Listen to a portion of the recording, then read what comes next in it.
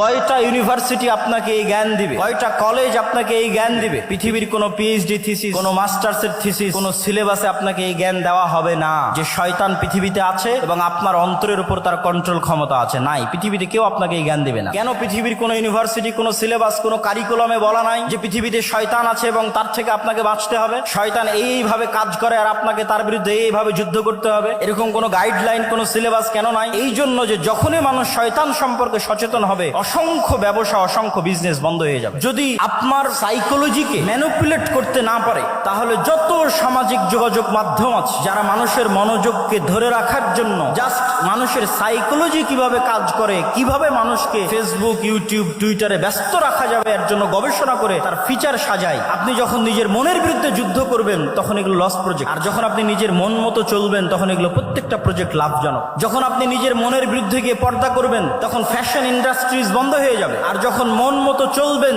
তখন fashion ইন্ডাস্ট্রিজের business চলবে। এরকম প্রত্যেকটা ধাপ আছে যা শয়তান ম্যানুফ্যাকচার করে রেখেছে পৃথিবীর মানুষকে ভুলিয়ে রাখার জন্য। কি ভুলিয়ে রাখবে? সালাতের কথা? জি না। শয়তান আপনাকে কি ভুলিয়ে রাখবে? সিয়ামের কথা? জি না। শয়তান আপনাকে ভুলিয়ে রাখবে মৃত্যুর কথা। আলহাকুমুত তাকাসুর হাত্তা যুরতুমুল মাকাবির। কবরে না যাওয়া পর্যন্ত আমার এবং আপনার মনে হওয়ার চান্স নাই যে আমি আপনি মারা যেতে পারি। আজকের পৃথিবী এতটা ব্যস্ততম পৃথিবী, আজকের টেকনোলজি এতটা ব্যস্ততম, আজকের মোবাইল, আজকের টেকনোলজি, সামাজিক যোগাযোগ মাধ্যম মানুষকে এমন ভাবে আঁকড়ে ধরে আছে, অবৈধ সম্পর্ক মানুষকে এমন ভাবে আঁকড়ে ধরে আছে, ক্যারিয়ারের চিন্তা, দুনিয়ার চিন্তা এমন ভাবে আঁকড়ে ধরে আছে যে আপনি মাসকে মাস, বছরকে বছর চিন্তা করতে পারবেন না যে আপনি মারা যাবেন। হাত্তা যুরতুমুল মাকাবির। আর এটাই শয়তানের টার্গেট, যেন আপনি কোনোদিন ভুলেও স্মরণ না হয় যে আপনি মারা যাবেন। ওই যে আল্লাহর নবী বলল, আমার শয়তান আত্মসমর্পণ করেছে, আপনার শয়তান আত্মসমর্পণ করবে। আপনি ছবি মূর্তি থেকে দূরে সরে যান, আপনি তাসবিহ এবং তাহলিল পাঠ করেন, জিকির এবং আযকার করেন, এগুলো ফেরেশতার স্বভাব। তখন আপনার অন্তরে রূহে রব্বানি বিজয়ী হবে।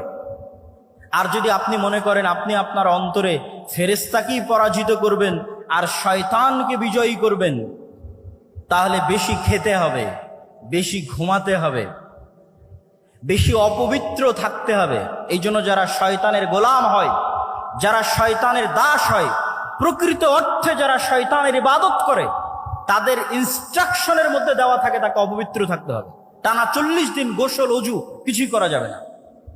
যেখানে পেশাব পায়খানা করবে ওখানেই খাদ্য গ্রহণ করতে হবে, যাতে মানুষকে তার মানুষত্বের জায়গা থেকে নিচে নামানো যায়। মানুষকে আল্লাহ সর্বশ্রেষ্ঠ সৃষ্টি হিসেবে সৃষ্টি করেছে। মানুষকে তার মনুষ্যত্বের জায়গা থেকে নিচে নামানোর